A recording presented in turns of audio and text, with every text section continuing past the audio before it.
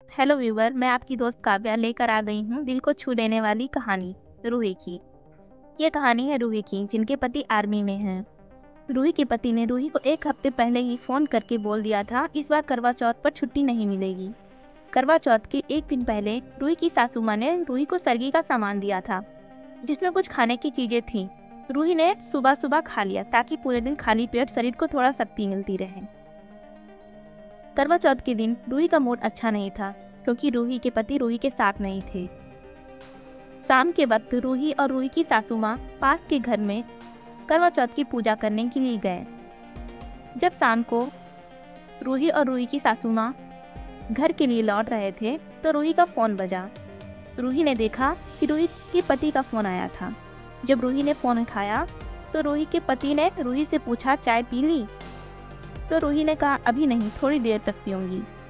रूही और रूही की पति बात कर ही रहे थे, तभी रूही को उनके फोन से किसी की चीखने की आवाज आई। रूही ने तुरंत अपने पति से पूछा कि पीछे कैसी आवाज आ रही है। तो पति ने हड़बड़ाहट में कहा, सुनो, मैं फोन रखता हूँ, थोड़ी देर में करूँगा। बस ये कहकर पति ने फोन काट दिया। रूही तो जैसे घबरा ही गई। उसके मन में बुरे ख्याल आने लगे, क्योंकि उसके पति ड्यूटी पर थे। वह सोच रही थी कहीं आतंकियों के साथ मुठभेड़ न हो गई हो। अब रूही का मन घबरा रहा था। रूही ने अपने सासू माँ को कुछ नहीं बताया, बस अपने पति के फोन का इंतजार करने लगी। रूही सहमी हुई घर की रसोई में चाय बना रही थी। तभी रूही के पति का फोन आया। रूही ने फोन उठाते हुए कई प्रश्न पूछ डाले। क्या हुआ? वो आवाज कैसी थी? आप ठीक तो हो? रूही के पति ने कोई जवाब नहीं दिया। फोन के पीछे सिर्फ खामोशी थी। रूही का दिल दहल गया। तभी फोन में आवाज आई, पीछे देखो। रूही कुछ समझ नहीं पाई। रूही ने फिर पूछा, अरे क्या हुआ?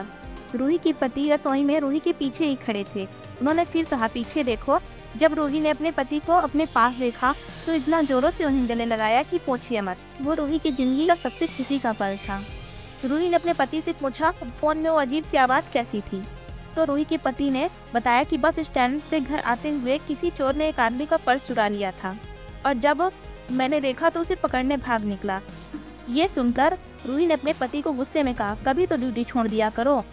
ये सुनकर रूही के पति ने कहा, एक फौजी की ड्यूटी कभी खत्म नहीं होती। ये सुनकर रूही को अपने पति पर बहुत गर्व हुआ। रूही के पति को तो करवा चौथ में के दिन छुट्टी मिल गई, लेकिन हजारों लाखों फौजियों को छुट्टी नहीं मिलती। ये लोग त्योहारों के दिन भी अपने देश की रक्षा करते हैं, जो बहुत सराहनीय बात है। जब रूही अपने पति के साथ रात को व्रत खोल रही थी तो रूही की खुशी का कोई ठिकाना नहीं था। उसे ऐसा लग रहा था कि दुनिया की सबसे खुशकिस्मत लड़की है। धन्यवाद दोस्तों, हमारे साथ बने रहने के लिए। आशा करती हूँ आपको हमारी कहानी पसंद आई होगी, और ऐसी कहानी और सुनने के लिए हमारे चैनल को सब्सक्राइब कर लें, ताकि हम कभी भी वीडियो बनाएं तो आपके पास नोटिफिकेशन आ जाए।